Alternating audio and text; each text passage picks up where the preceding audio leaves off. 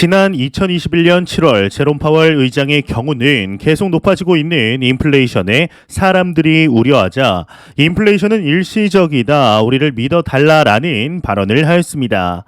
하지만 이후 보기 좋게 인플레이션이 천정부지로 치솟으면서 전 세계적으로 욕을 바가지로 먹었던 과거가 있기 때문에 그동안 발언에 있어서 상당히 조심스럽게 언급을 하였습니다.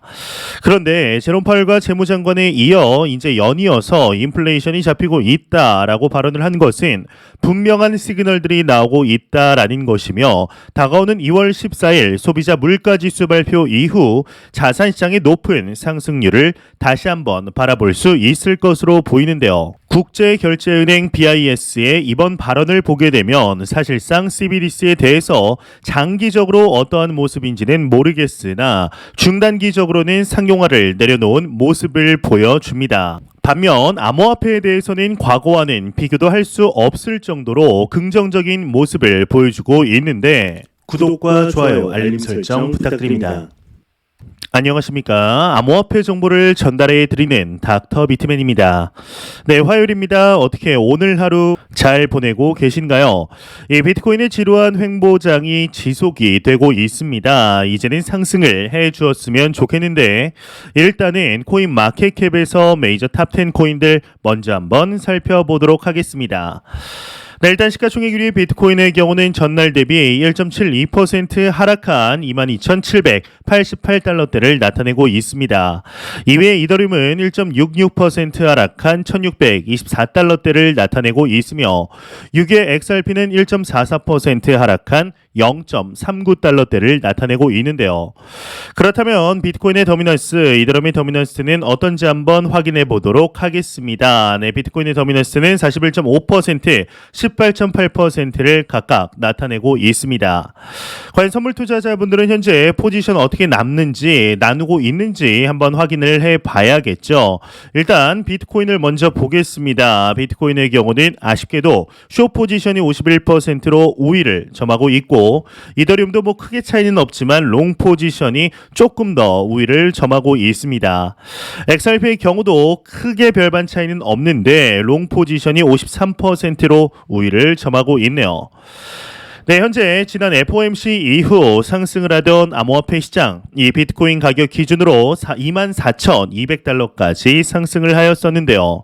이후 미국의 1월 비농업 고용지수가 반세기 만의 최고치가 나오며 미국 경제는 좋아진다라는 시그널들이 보이고 있지만, 이 자산시장에는 그리 좋지 않은 모습을 보여주게 됩니다. 이에 과거 암호화폐 시장에 대해서 부정적인 기조를 보였지만 최근 다소 긍정적으로 선회한 인물이 있습니다. 바로 미국의 재무장관 제닛 옐런입니다. 이 제닛 옐런의 경우는 과거 2021년 초까지만 하더라도 비트코인에 대하여 극도로 비효율적이다라는 언급을 하였습니다. 이제 또한 불법적인 부분에서만 사용이 되는 것 같다라며 부정적인 기조를 대놓고 드러냈었는데, 시간이 흐르며 가상자산 시장에 대해서 긍정적이라기보단 중립기여를 놓는 모습을 보여주게 되었죠. 이제 우려와 이점이 존재한다라는 말을 지속적으로 최근 하고 있는데요. 이후 미 재무부의 경우는 지난 7월 글로벌 암호화폐 규제를 위한 이 프레임워크를 발표하는 등 본격적으로 크립토 마켓의 제도권 편입을 위한 움직임들이 보여지게 되었습니다. 예, 오늘 제닛 옐런에게서 미국의 경제 상황 관련하여 간단하지만 핵심적인 언급을 했다고 하는데, 자세한 내용 함께 보겠습니다. 헤드라인을 보게 되면 미 재무장관 인플레 여전히 높지만 하락세이다 헤드라인이 장식이 되어 있습니다. 제닛 옐런 미국 재무장관인 ABC 인터뷰에서 인플레이션은 여전히 너무 높은데 하락하고 있다라며 미국 경제는 강력하고 회복력이 있다라고 언급을 하였습니다. 이어서 의원들은 미국 부채 한도를 늘리는 것에 동의해야 한다, 이렇게 강조를 했다고 하네요. 이 짧은 인터뷰의 핵심적인 문장은 인플레이션이 여전히 너무 높지만 그럼에도 하락하고 있다라는 것이죠. 미국 고용지표가 높게 나온다고 하더라도 우리는 이에 주목을 해야 합니다. 지난 FOMC 당시 제롬 파월의 경우도 디스인플레이션이라는 말을 하였고 이를 몇 번이고 반복을 하였습니다. 물가가 잡히고 있다라는 증거들이 보이고 있다라는 것이죠. 이어서 제닛 옐런에게서 또한 같은 말이 반복이 되었는데 이는 연준이 금리 인상을 하고 있는 명백한 이유를 알아야 합니다. 금리 인상의 최우선은 물가를 잡는 데 있고 이에 대한 여파로 경기가 침체되지 않을까 우려를 한 것이라는 것을 말이죠. 이 순서가 뒤바뀌면 안 됩니다. 최근 하락의 요인으로 보고 있는 미 고용지표의 호조, 경기 회복의 시그널이 나온다면 단기적으로는 혹시나 하는 연준의 금리 인상에 대한 우려로 하락할 수 있겠지만 다가오는 2월 14일인가요? 미국의 CPI 지수 발표가 시장의 예상치와 동일하거나 하회를 하며 3월에도 하회를 한다라면 이 물가는 완벽하게 잡히고 있다라는 반증을 통하여 5월 FOMC에서 금리 동결의 가능성은 더욱 높아지게 될 것으로 보입니다. 지난 2021년 7월 제롬 파월 의장의 경우는 계속 높아지고 있는 인플레이션에 사람들이 우려를 하자 인플레이션은 일시적이다, 우리를 믿어달라라는 발언을 하였습니다. 하지만 이후 보기 좋게 인플레이션이 천정부지로 이제 치솟으며 전 세계적으로 욕을 아주 바가지로 먹었던 과거가 있기 때문에 그동안 발언에 있어서 상당히 조심스럽게 언급을 하였었습니다. 그런데 이 제롬 파월과 재무장관이 연이어 인플레이션이 잡히고 있다라는 발언을 한 것은 분명한 시그널들이 나오고 있다라는 것이며 다가오는 2월 14일 소비자 물가지수 즉 CPI 발표 이후 자산시장의 높은 상승률을 다시 한번 바라볼 수 있을 것으로 보이는데요. 지난 1월에 비트코인 상승 또한 CPI 지수 발표 이후 나왔다는 것을 감안하면 충분히 기대할 만하지 않을까 싶습니다. 이제 일주일 남은 현 상황 속에 일주일 뒤 이 비트코인을 포함한 크립토 마켓의 가격 상황이 어떻게 움직일지 같이 한번 기대해 보도록 하시죠. 이러한 소식과 더불어서 이제 굵직한 소식들이 지속적으로 나오고 있는데 미 재무장관 제닛 옐런뿐만 아니라 전 세계적으로 암호화폐 시장에 대한 기조가 상당히 바뀌고 있는 시그널들 지속적으로 나오고 있습니다. 이에 국제결제은행 BIS 또한 암호화폐 시장에 대한 기조가 상당히 바뀐 것으로 보이는데 이제 뭐 그리 오래도 아닙니다. 지난달 1월 4일 미 규제 당국과 BIS는 이 암호화폐 사업을 진행하고 있는 은행들에게 으름장을 놓게 됩니다.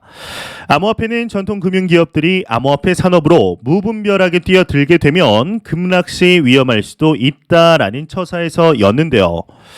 이에 BIS의 경우는 은행의 암호화폐 투자는 기본 자본의 1% 이내로 해야 한다, 제한을 해야 한다라고 말하지만 이제 얼마 전 나온 법률을 보게 되면 2%로 제한을 하게 되었습니다.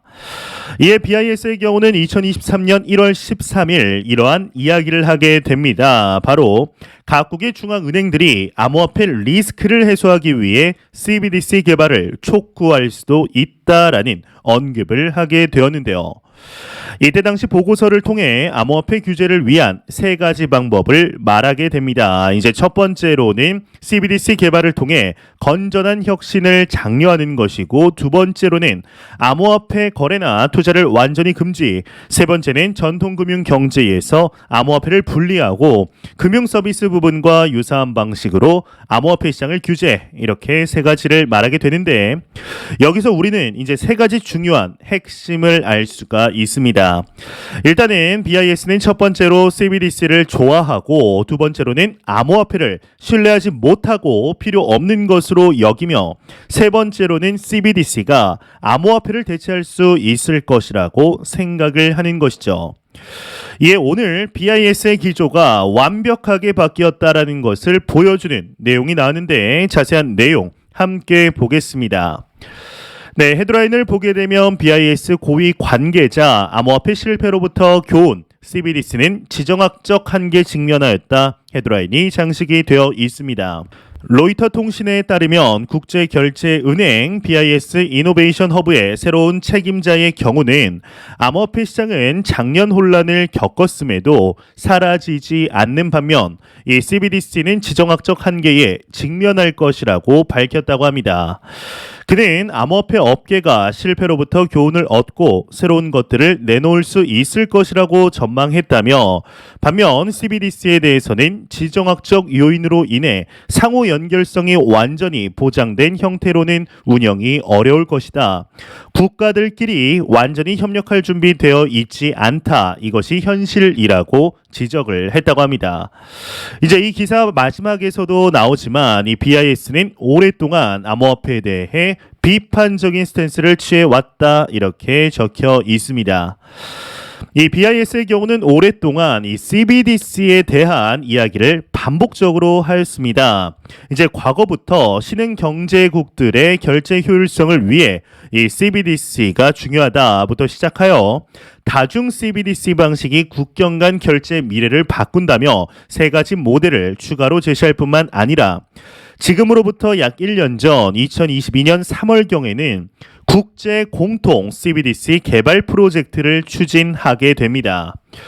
이러한 프로젝트를 추진하면서 계속해서 강조했던 것이 이 국가 간의 협력을 이야기하였는데, 각 국가 내 이해관계로 인해 이제 이것은 꿈만 같은 이야기가 되었다라는 것이죠. 이번 발언을 보게 되면 사실상 CBDC에 대해서 죄송합니다. 다시 들어가 있습니다. 사실상 이 CBDC에 대해서 장기적으로는 어떠한 모습인지는 모르겠으나 이 중단기적으로는 상용화를 내려놓은 모습을 보여줍니다. 반면 암호화폐에 대해서는 과거와는 비교도 할 수 없을 정도로 긍정적인 모습을 보여주고 있는데, 이러한 변화들이 하나하나가 모여서 크립토 마켓 시장 확장에 도움이 되는 것이죠. 세계는 변화하고 있습니다. 이러한 변화에 현재 탑승하고 있는 저와 여러분들은 축복을 받은 것이지 않을까 싶은데요. 앞으로 이 국제결제은행 BIS의 방향성에 대해서 한번 지켜보도록 하겠습니다. 네, 이제 얼마 전 비트코인 데이터를 제공하는 이 해쉬리본에서 지난 2021년 8월 이후 처음으로 해쉬리본 바이 시그널이 떴다라는 의견을 공유하게 되었습니다.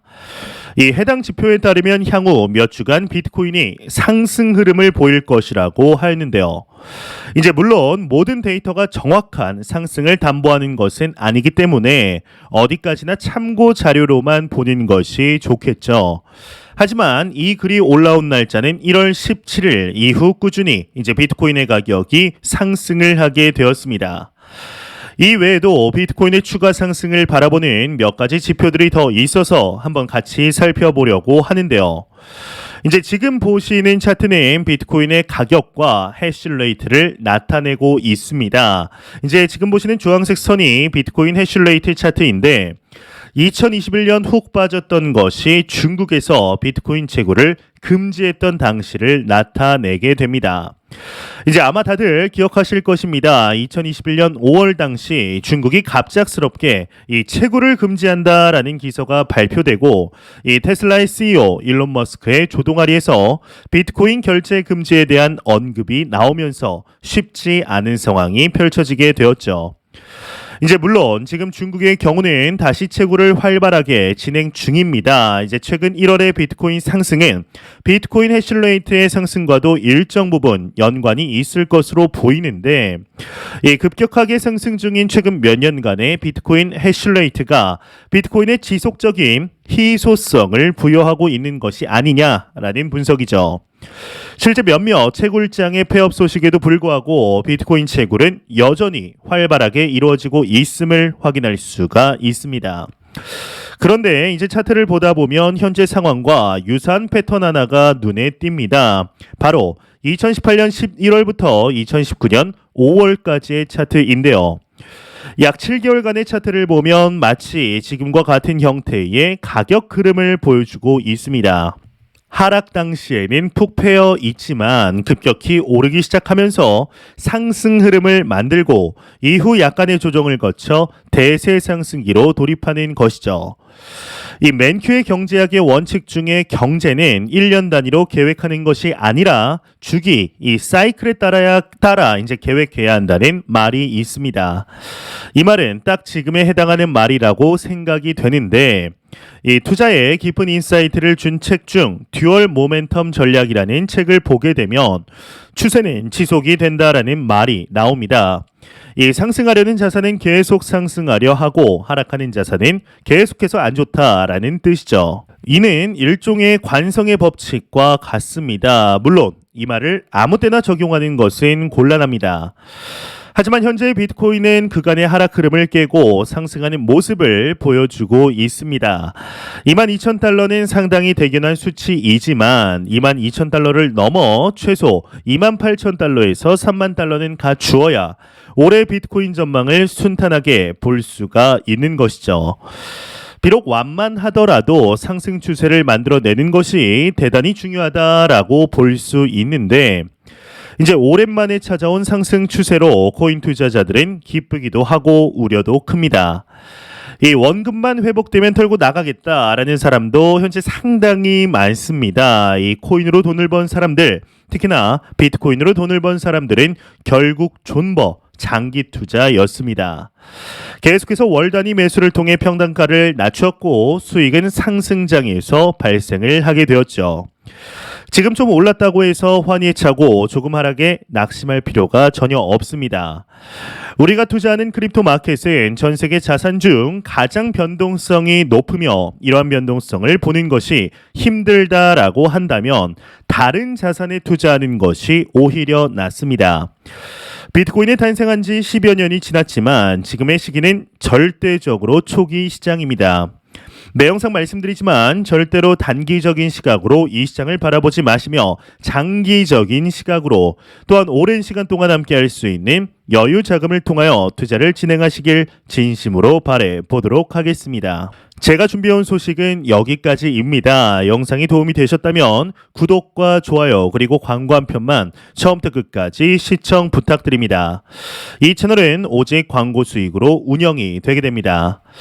항상 영상 시청해 주시는 시청자분들, 구독자분들 너무나 감사드립니다. 오늘 남은 시간 잘 마무리하시길 바라면서 저는 더욱 도움이 되는 영상으로 찾아뵙도록 하겠습니다. 지금까지 닥터 비트맨이었습니다. 감사합니다.